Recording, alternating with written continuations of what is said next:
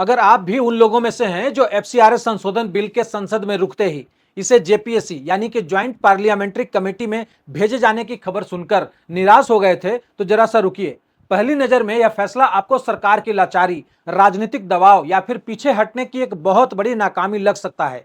Social media पर हंगामा है, टीवी डिबेट्स में शोर है कि सरकार बैकफुट पर आ गई, लेकिन सच इसके बिल्कुल उलट है। राजनीति में जो चाल चली जाती है वो हमेशा दूर की बाजी को दिमाग में रखकर तय की जाती है। जिसे आम जनता एक प्रशासनिक असफलता या फिर रणनीतिक सरेंडर मान रही है, वह असल में एक मास्टर स्ट्रोक है, जिसके जरिए एक ही तीर से तीन ऐसे निशाने साधे गए हैं जिन्हें समझे बिना आप भारत की अगली 50 साल की राजनीति और सुरक्षा का पूरा ढांचा कभी समझ ही नहीं सकते। और खासकर जब मोटा भाई और पीएम नरेंद्र मोदी की चाल हो, तो वो चाल एक तरह से नहीं चली जाती, अनेकों तरह से चली जाती है और उसे पूरा होने से कोई रोक नहीं सकता। उसे पूरा होना ही है, चाहे वो आज पूरा हो या फिर कल पूरा हो। तो आज हम उसी पर्दे के पीछे की उस पूरी कहानी को समझेंगे जिसे मुख्य धारा का मीडिया या तो समझ नहीं पाया या फिर आपको पूरी तस्वीर दिखाने से कतरा रहा है। जब कोई सरकार किसी कानून को सीधी लड़ाई जीतकर पास कराने की ताकत रखते हुए भी उसे संसदीय समिति के पास भेजने का फैसला करती है, तो उसके पीछे का गणित सिर्फ एक कानून या फिर एक बिल तक सीमित नहीं होता। इसके तार भारत के भावी राजनीतिक नक्शे, अंतर्राष्ट्रीय कूटनीति के गहरे दबाव और देश के भीतर जारी एक बहुत ही खामोश लेकिन खतरनाक अदृश्य युद्ध से जुड़े होते हैं। अगर आप इस बात को केवल तत्कालिक हार और जीत के चश्मे से देख रहे हैं, तो आप खेल के उस असली मकसद से पूरी तरह से अनजान हैं, जिसे अब धीरे धीरे जमीन पर उतारा जा रहा है। इस पूरे घटनाक्रम को समझने के लिए हमें उस सबसे बड़े रणनीतिक स्तंभ की तरफ देखना होगा जो इस समय देश के राजनीतिक इतिहास की सबसे बड़ी हलचल बनने जा रहा है, और वह है परिसीमन यानी कि डिलिमिटेशन का आने वाला तूफान।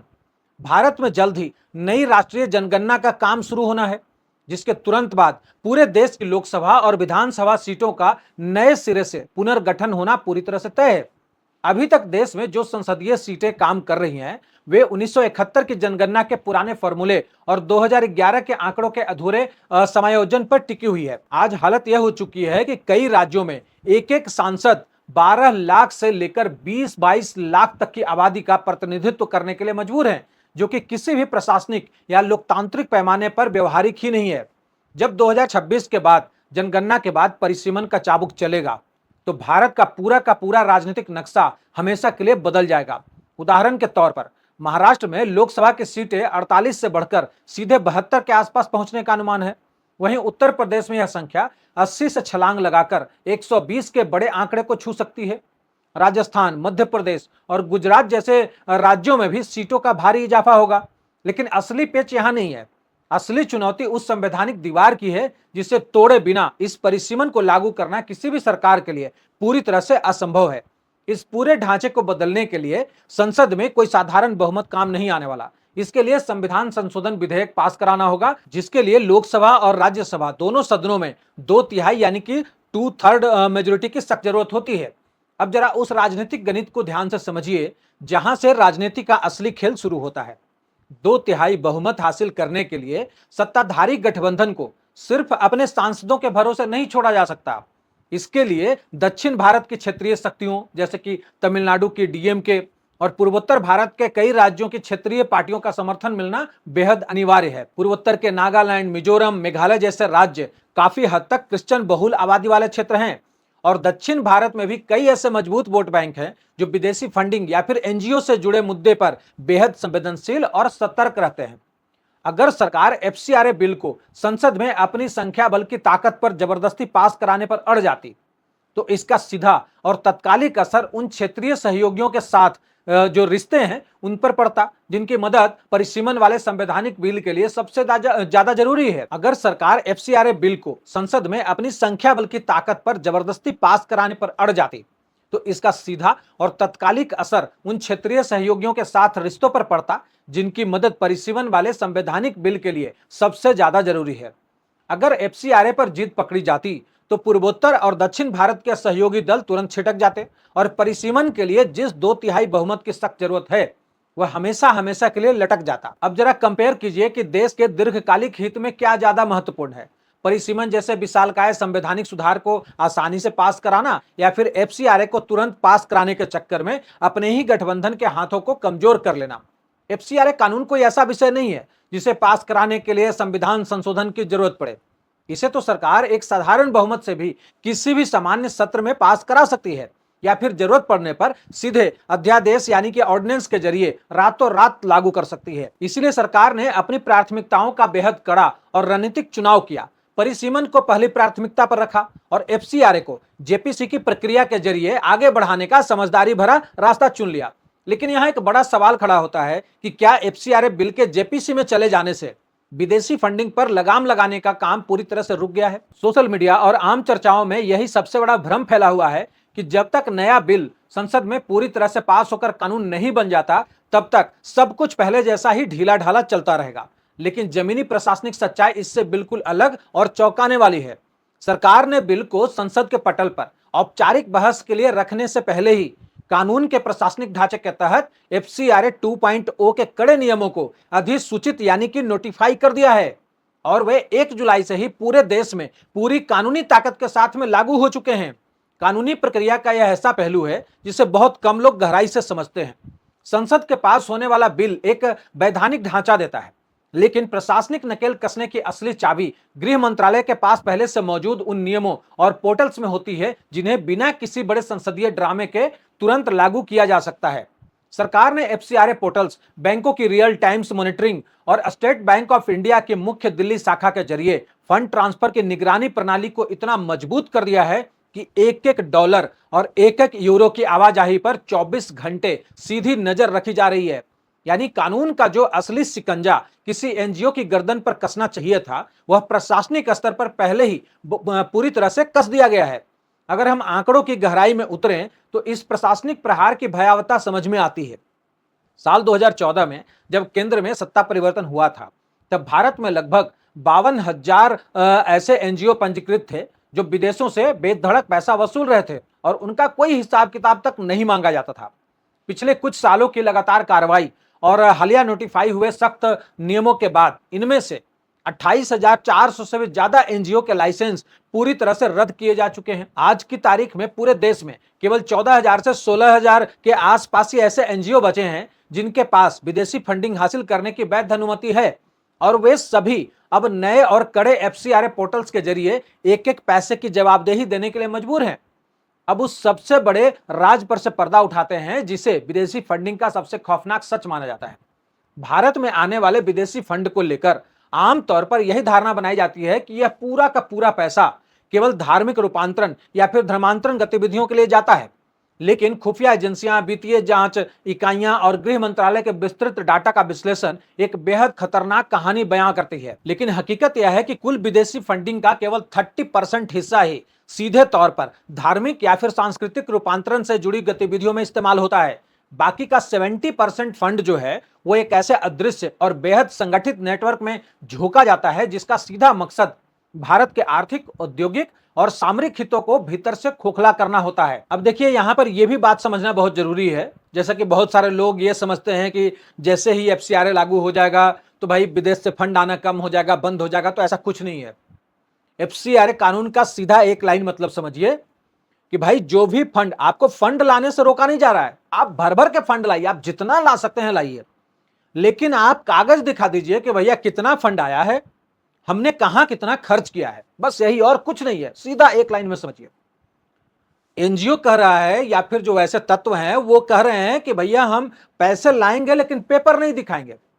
सरकार कह रही है कि भाई आप फंड चाहे जितना लेके आ जाओ, आप बस पेपर दिखा दो, और कुछ नहीं है। सिंपल फंडा समझ लीजिए। ये जितना जो फैलाया जा रहा है ना भ्रम, ऐसा वैसा ये वो, कुछ नहीं है, सिंपल फंडा है। अब ये जो हम 70% की बात कर रहे थे, ये 70% जो एंटी इंडिया फंड आता है वो किस तरह से काम करता है, इसका उदाहरण हमारे इतिहास में दर्ज है। तमिलनाडु के कुडनुकुलम न्यूक्लियर पावर प्लांट के खिलाफ सालों तक चले अचानक और हिंसक प्रदर्शनों से लेकर टूटी कोरियन के विशाल सैटेलाइट कॉपर प्लांट को अस्थायी रूप से बंद कराने तक के पीछे इन्हीं तथाकथित पर्यावरण और मानवाधिकारवादी एनजीओ का हाथ ही पाया गया था। उस कॉपर प्लांट के बंद होने से भारत, जो कभी तांबे का एक बहुत बड़ा निर्यातक देश था, रातों रात तांबे का आयातक देश बन गया और देश को अरबों डॉलर का नुकसान हुआ। इसके अलावा देश के बड़े बड़े नेशनल हाईवे प्रोजेक्ट्स को रुकवाना, क्यों रुकवाया जाता है भाई? बड़े बड़े हाईवेज बन जाएंगे तो देश स्मूथ चलेगा, कहीं ऐसा बेस न बन जाए जिसपे हेलीकॉप्टर लैंड करने लगे या फिर प्लेन लैंड करने लगे, जिसे इमरजेंसी में यूज किया जा सके। तो भाई इसको रुकवा दो, है ना। नए पोर्ट्स न बन सके, इससे देश आगे बढ़ जाएगा, तो भाई उसको रुकवा दो। माइनिंग साइट्स के खिलाफ फर्जी इन्वायरमेंटल रिपोर्ट तैयार करके अदालतों में याचिकाएं दाखिल करना, है ना, ताकि मतलब लोगों को लगे, ऐसा मैसेज जाए कि नहीं भाई इन्वायरमेंट खराब हो जाएगा, ये कॉपर प्लांट लग जाएगा तो सारे लोग वहां पर मर जाएंगे। तो लोग क्या सोचते हैं कि अरे नहीं ये तो सही बात बोल रहा है भाई, तो उसको रोकवा दिया जाता है, लोग रोड पर उतर जाते हैं। और संवेदनशील मौकों पर, है ना, देश के बड़े बड़े देश में अचानक दंगे और धरने प्रदर्शनों को स्पॉन्सर करना, यह सभी के सभी 70% जो फंड है उससे खेला जाता है। अब सरकार की रणनीति की असली गहराई यही है कि उसने बिना किसी बड़े राजनीतिक हंगामे के इस 70% आर्थिक और सामरिक तबाही मचाने वाली फंडिंग की नसों पर पहले ही नोटिफाइड रूल्स के जरिए हमेशा के लिए ताला लगा दिया। क्यों? क्योंकि अब 80% जो है ना, वो आपको, आप किस चीज के लिए लाए हैं उसमें ही खर्च होगा। आपका जो फंड होगा, सिर्फ 20% ही जो फंड होगा वो आप अपने, चाहे आप किसी भी चीज पर भी खर्च करें, आप सैलरी पे खर्च करें, अपने गाड़ियों पे खर्च करें, आप अपने इंफ्रास्ट्रक्चर पे खर्च करें। समझ रहे बात को? तो पहले ही ऐसा सरकार ने जाल बना दिया कि अब ये एनजीओ कुछ कर नहीं पाएंगे। जब विदेशी फंड्स की इस 70% सप्लाई लाइन को प्रशासनिक स्तर पर पहले ही पूरी तरह से ब्लॉक कर दिया गया, तो फिर संसद में बिल को लेकर जल्दीबाजी में राजनीतिक भूचाल लाने की क्या जरूरत थी? आप इसे जरा समझिए। जो काम नोटिफिकेशन और पोर्टल्स की नई तकनीक निगरानी से हो रहा है, उसे शांत रहकर होने देना और संसद के पटल पर एक ऐसा कूटनीतिक मोहरा खेलना जिससे विपक्ष की पूरी रणनीति ही ध्वस्त हो जाए, इसी को असल में राजनीति में शतरंज की चाल कहा जाता है।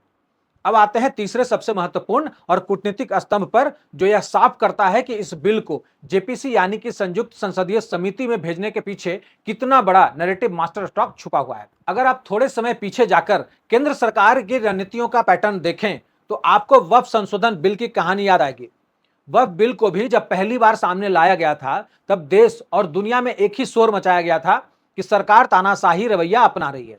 लेकिन जैसे ही उसे जेपीसी के हवाले किया गया, विरोध का सारा गुब्बारा रातों रात हवा हो गया। एफसीआरए संशोधन बिल के मामले में भी ठीक वही फॉर्मूला लागू किया जा रहा है। जरा सोचिए कि अगर सरकार इस बिल को संसद में अपने प्रचंड बहुमत के दम पर एक ही दिन में पास करा देती तो क्या होता? विपक्षी दल, विदेशी एनजीओ और अंतर्राष्ट्रीय मानवाधिकार संगठन तुरंत सड़कों पर उतर आते। दिल्ली की सीमाओं से लेकर देश के अलग अलग हिस्सों में शाहीन बाग या फिर किसान आंदोलन जैसी हिंसक और सुनियोजित अराजकता के बिसात बिछा दी जाती। अंतर्राष्ट्रीय मीडिया में यह नैरेटिव फैलाया जाता कि भारत सरकार अल्पसंख्यकों और सिविल सोसाइटी की आवाज को कुचलने के लिए जबरन कानून थोप रही है। लेकिन बिल को जेपीसी में भेजते ही उन सभी ताकतों के हाथ से वह सबसे बड़ा विक्टिम कार्ड हमेशा के लिए छीन लिया गया, जिसे वे ढाल बनाकर इस्तेमाल करने वाले थे। जेपीसी कोई सत्ताधारी दल का निजी मंच नहीं होता। जेपीसी में भारतीय जनता पार्टी के सांसदों के साथ साथ कांग्रेस, तृणमूल कांग्रेस, द्रमुक, समाजवादी पार्टी और यहां तक कि एआईएमआईएम जैसे प्रखर विपक्षी पार्टियों के सांसद भी शामिल होते हैं। जब कोई बिल जेपीसी के पास जाता है तो उस पर बंद कमरों में एक एक क्लॉज पर महीनों तक विस्तार से बहस होती है। गवाहियों को बुलाया जाता है, एक्सपर्ट्स की राय ली जाती है और विपक्षी सांसदों के सुझाव को रिकॉर्ड पर दर्ज किया जाता है। इसके बाद जब जेपीसी अपनी रिपोर्ट संसद के सामने रखती है तो उस पर केवल सरकार का नहीं बल्कि पूरी भारतीय संसद की सर्वसम्मति का ठप्पा लग चुका होता है। इस सर्वसम्मति के ठप्पे की जरूरत भारत को अंतर्राष्ट्रीय कूटनीति के मोर्चे पर सबसे ज्यादा पड़ती है। जब भी भारत में विदेशी फंडिंग, एनजीओ या मानवाधिकारों से जुड़ा कोई सख्त कदम उठाया जाता है तो वॉशिंगटन में बैठा अमेरिकी डीप स्टेट, यूरोपियन यूनियन के मंच और वेटिकन जैसे शक्तिशाली वैश्विक केंद्र तुरंत भारत पर मानवाधिकार हनन और धार्मिक स्वतंत्रता को कुचलने के आरोप लगाना शुरू कर देते हैं। वे भारत सरकार को एक तरफा और कट्टरपंथी सरकार के रूप में चित्रित करने का अंतर्राष्ट्रीय अभियान चलाने लगते हैं।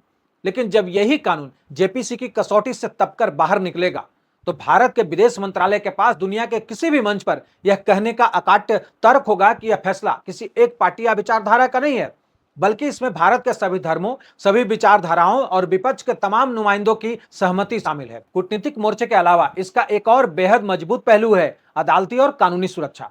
भारत में पिछले एक दशक में यह ट्रेंड साफ तौर पर देखा गया है कि संसद से पास होने वाले किसी भी बड़े और क्रांतिकारी कानून को तुरंत सुप्रीम कोर्ट में चुनौती दे दी जाती है। वकीलों की एक बहुत बड़ी फौज यह साबित करने में जुट जाती है कि कानून बनाने की प्रक्रिया में लोकतांत्रिक मूल्यों, संसदीय बहसों और विपक्षी राय की अनदेखी की गई। लेकिन जब कोई कानून जेपीसी की लंबी और गहन समीक्षात्मक प्रक्रिया से होकर गुजरता है तो उसकी संवैधानिक और प्रक्रियात्मक मजबूती इतनी अभेद्य हो जाती है कि देश की कोई भी अदालत उसे प्रक्रियात्मक खामी के आधार पर खारिज या फिर स्टे नहीं कर सकती। राजनीति और देश के शासन संचालन में जो लोग तत्कालिक प्रक्रियाओं, टीवी डिबेट्स के टीआरपी वाले ड्रामे या फिर सोशल मीडिया के गुस्से से अपनी राय बनाते हैं, वे अक्सर उस गहरी और दूरगामी सोच को देखने में पूरी तरह से चूक जाते हैं जो पर्दे के पीछे आकार ले रही होती है। एफसीआरए पर ना तो कोई ढील दी गई है, ना ही सरकार किसी दबाव में 1 इंच भी पीछे हटी है। देश के खिलाफ इस्तेमाल होने वाली 70% विषैली विदेशी फंडिंग की गर्दन पर प्रशासनिक शिकंजा पहले से ही कसा जा चुका है और उसकी एक एक सांस को रोक दिया गया है। अब जो कुछ हो रहा है वह उस प्रशासनिक कार्रवाई को एक ऐसा अमर कानूनी कवच देने की तैयारी है जिसे आने वाले कई दशकों तक दुनिया की कोई भी ताकत न तो अंतर्राष्ट्रीय मंचों पर कटघरे में खड़ा कर सके, न अदालतों में चुनौती दे सके और न ही देश के भीतर किसी दंगे या आंदोलन का जरिया बना सके। इसके साथ ही परिसीमन जैसे भारत के सबसे बड़े और ऐतिहासिक संवैधानिक पुनर्गठन के रास्ते की सबसे बड़ी रुकावट को भी बेहद शांति और समझदारी के साथ साफ कर दिया गया है। शीतकालीन सत्र या आने वाले बजट सत्र तक यह पूरा चक्र घूमेगा। तब तक बाजी इस तरह पल चुकी होगी कि विरोध करने वालों के पास ना तो कोई कानूनी आधार बचेगा और ना ही कोई नैतिक तर्क। सच्ची राष्ट्रनीति वही होती है जो बिना किसी शोर शराबे के अपने लक्ष्यों को हासिल करे और विरोधियों को उस बिसात पर खेलने के लिए मजबूर कर दे जो उसने खुद उनके लिए बिछाई है। अब देखना यह है कि जब जेपीसी की सिफारिशों के साथ यह बिल अपने अंतिम और सबसे मारक रूप में संसद के पटल पर लौटेगा, तब आज विक्टिम कार्ड खेलने वाले विपक्षी दल और विदेशी नेटवर्क अपनी साख बचाने के लिए कौन सा नया रास्ता चुनते हैं। इस पूरे मुद्दे पर आपकी राय क्या है, कमेंट सेक्शन में जरूर बताइए। वीडियो को लाइक शेयर सब्सक्राइब करना मत भूलिए। अगले एपिसोड में मिलता हूं, तब तक के लिए जय हिंद।